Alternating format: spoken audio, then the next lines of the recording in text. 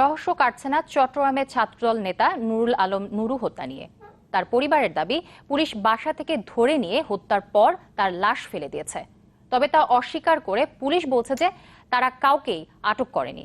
রাজনৈতিক বা ব্যক্তিগত কোনো দ্বন্দ্বের জেরে খুন হতে পারেন নুরু। এদিকে ঘটনার প্রতিবাদে আগামী রোববার চট্টগ্রামে আধাবেলা হরতালের ডাক দিয়েছে ছাত্রদল। বৃহস্পতিবার বিকেলে রাউজানের বাগোয়ান এলাকায় কর্ণফুলী নদীর তীরে পাওয়া যায় কেন্দ্রীয় ছাত্রদলের সহ সম্পাদক নুরুল আলম নুরুর লাশ। হাত আর চোখ বাঁধা অবস্থায় তার শরীরে ছিল আঘাতের চিহ্ন। স্বজনদের দাবি, বুধবার রাতে নগরীর গনি বেকারির বাসা থেকে রাউজানের নোয়াপাড়ার পুলিশ ফাঁড়ির ইনচার্জ এসআই জাবেদের নেতৃত্বে নুরুকে তুলে নিয়ে যায় সাদা পোশাকধারী পুলিশ।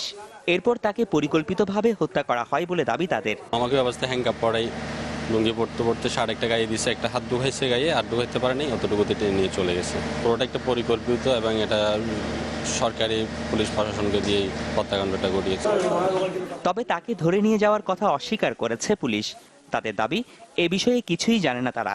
তবে এই হত্যাকাণ্ড রাজনৈতিক অন্তর্কোন্দল নাকি অন্য কিছু, তা খতিয়ে দেখার কথা জানান কর্মকর্তারা। না ভাই, এই ঘটনায় কোনো সত্যতা নেই ওনাদের কথা, কিন্তু আমরা সবাই রাউজান থানা পুলিশের দিন জঙ্গি অভিযানে ছিল। গত কিছুদিন আগে একটা মার্ডার কেস হয়েছিল, হারুন মার্ডার। ওই ঘটনা থেকে কেউ করতে পারে কিনা। আর আরেকটা আছে, তাদের মহানগরে ফোর্স নিয়ে একটা বিএনপিরও একটা কোন্দল চলতেছিল, ফোর্স নিয়ে ওই সাইড থেকে হয়েছে কিনা সবকিছু তদন্তে বেরিয়ে আসবে।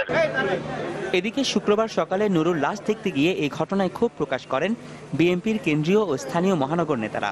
ঘটনার বিচার বিভাগীয় তদন্তের দাবি জানান তারা। যদিও এই সরকারের আমলে এটা অস্বাভাবিক নয়, এর আগেও আমাদের অনেক নেতা কর্মীকে গুম করা হয়েছে, খুন করা হয়েছে।